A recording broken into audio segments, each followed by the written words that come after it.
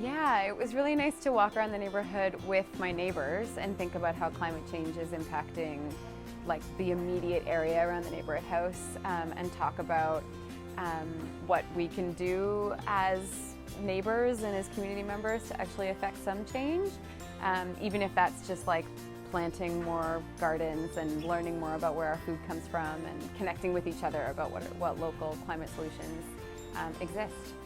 Before, I don't pay attention when I walk. Now I pay attention where the plants and the trees are and the concretes, and I look at them and I thought, oh, this one retains, will cause flooding, and this part here doesn't. So it's basically eye-awakening. Now I pay more attention to my neighborhood and my community, unlike before. Absolutely. I walk a lot. It's my favorite exercise. I didn't notice half the things that you guys taught me.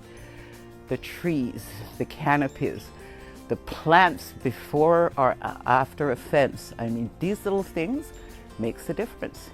And you also invited me to find solutions to make my neighborhood a better climate controlled place. I love it.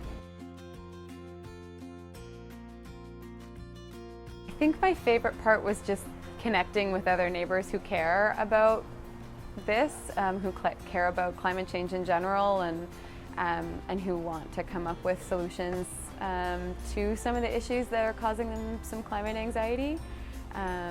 So I think connecting with people and connecting with other groups that are doing important similar work. I enjoyed the information I received. I think it's very,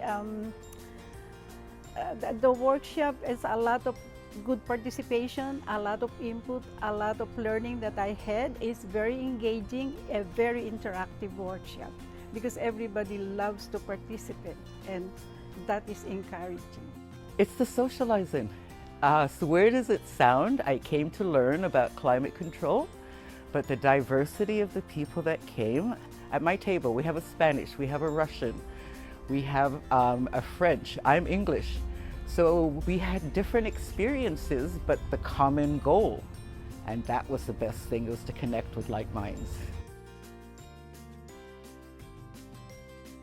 I think a key takeaway, like I think I'm just starting to look at my neighborhood differently. Like when I walk down the streets around my house, like within my hood, I'm just looking at, I'm looking at the trees and the foliage and the, you know, where pollinators would be able to pollinate. I'm thinking about that differently.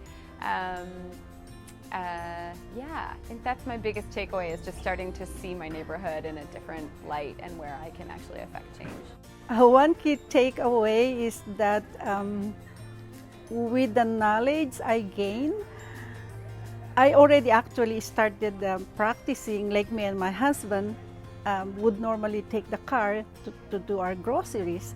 But nowadays, we just walk and we just fill up our backpacks with groceries and leave the car at home. And also, knowing that transportation is the biggest, you know, when it comes to emitting all this pollution and things like that, that's not good for the environment. I think, you know, what I'm still trying to get over is how easy it is to get started. I don't need to invest in anything. I don't have to buy equipment. I don't need to train.